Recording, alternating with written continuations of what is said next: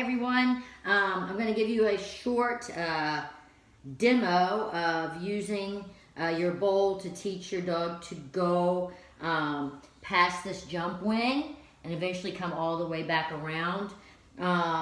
So all you need, if you don't have a jump wing, of course if you plan on doing agility, I would go ahead and see about purchasing a jump wing. You can go Clean Run or Affordable Agility. There are a lot of places out there, Zippy Dogs, Parapaw, so you can Google all that stuff. Agility jump wings, you can even make them yourself with PVC and PVC lattice. So basically, what a jump wing is, it will be a side of a jump. Eventually, there will be two wings, one on this side, one on this side, and there'll be a jump bar in between them. And the dog will have learned by the time that picture is presented to them that when they do see this jump wing, if you stay on what would be the side the dog is leaving from, that they should come back around the wing. So rather than have two wings and a jump bar and all that, we're going to break it down so that the dog learns initially to go past this jump wing and come back to you.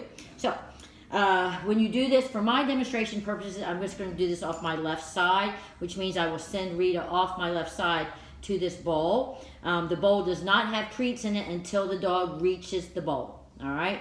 So that, excuse me, that's super important. I'm going to put my other treats in my pocket, and I will get them out as needed. So I've got a handful here. So basically, I'm going to hold Rita by the collar, or if you have a harness, you could take a hold of your dog's harness and hold them, or you can restrain them using their chest. Just for me, it's a lot easier for me to use her little collar. I initially place the bowl just a short distance from the dog at the side of the wing. I let go of the dog. She goes to the bowl, yes, and I put some treats in, okay? So I'm going to put about 3 or 4 little treats in there, and they're very small treats, so they're not giant, and they're soft and easy to eat, so you can see it didn't take her any time to eat 4 treats. Okay, so once she's got that, I'm going to start moving my bowl incrementally, inch by inch, until I get to the top portion of this wing. So I'll start here, move it inch by inch. Whoops, dropping treats. Okay, there you go. Treats in the bowl. Okay, so I don't want to go too far, too fast. And you can tell if your dog's going to go to the bowl because they're going to be looking at the bowl. I'm going to put it at the top of the jump wing, and she should go directly there. There you go. Nice one. Good girl. Yeah. Okay, I put several treats in there. And remember, too, the more difficult this becomes, the more treats you should give your dog. She's moving the bowl for me, so I don't have to do it. Okay, so now I had the bowl at the top of this jump wing, okay? So now I'm going to move the bowl. I'll turn this wing a little bit. Now I'm going to move the bowl. See if you guys can see. So it's going to be on, she's on the left. The bowl is going to be on slightly to the right of the jump wing. It's still, here's the top of the jump wing, so slightly to the right. Yeah, there you go. Good girl. Okay. Good job. All right. Pick up my bowl. Come here, Rita. Okay. Take her by the collar. Now I'm going to start to move my bowl along this right-hand side of this wing.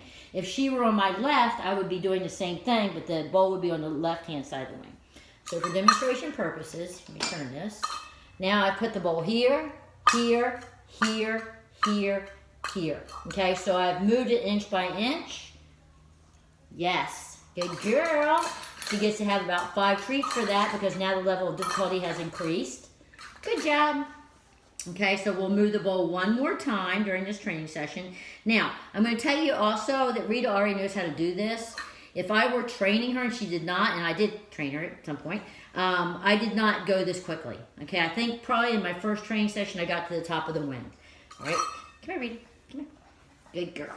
So now I'm going to place the bowl right here. So it is about halfway between the top of the wing and the wing that is right in front of the portion of the wing that's right in front of me. So it's about halfway. So she's going to need to go around and go to the bowl. Yes, good job, Rita. Good job. Okay, so if you guys can get to this point, there you go, girlfriend. Nice. Good job, Rita.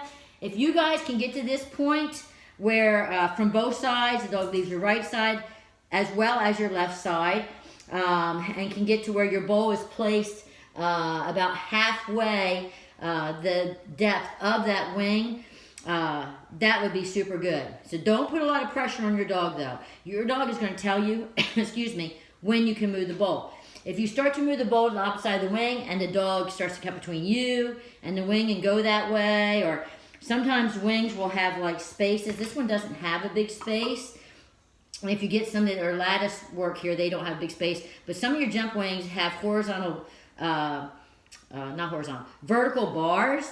And so there's a lot of open space in here. And so a dog small like Rita can actually go through those holes. So it's really good when you're working on this, have where a dog cannot go through the holes. Because as you can see, if my bowl is placed over here, if there's holes, she could, like, instead of going around, she could go through the hole and go to the bowl. All right, your dog should not be wrong. You can tell where the dog's going to go by where they are looking. If they are looking at you, they may try to go to your hand, especially if you're holding treats. So maybe have the treats in your hand that you will be placing in the bowl. And if you start, again, right in front of your dog looks at the bowl because they normally eat out of bowls. So they're like, oh, there's a bowl. They're going to look at the bowl, and they don't hardly have to move but one little step. Put your treats in, okay? So the treats go in the bowl after the dog reaches the bowl. All right, that's super important. So which means I don't place my bowl here, let go of my dog, and then go like that. All right, so go back and watch the video. Make sure you have the mechanics of this. It's not that difficult. But like I say, the main thing on this, your dog needs to be right. They will be looking at the bowl before you release them, as well as they go to the bowl, and then you tell them they're right, and then you put the treats in the bowl. Okay, those are the big takeaways from this. If you do not, good job, Rita. If you do not have a jump wing, I would suggest you could use anything that is kind of narrow and taller than your dog to have them go around it. It may be a waste paper basket.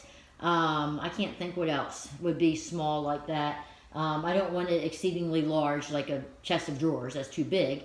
So something that, is maybe a couple feet distance here for the dog to go past. So, but if you don't have a cone, if you don't have a wing, then improvise using something. Something that's not going to fall on the dog. You wouldn't want to set a piece of wood here and it might fall on your dog. Anyway, so there's your demo. So work on this, guys. It's a lot of fun. Be patient with your dog and make this highly reinforcing for them to do. All right. Let me know if you have any questions.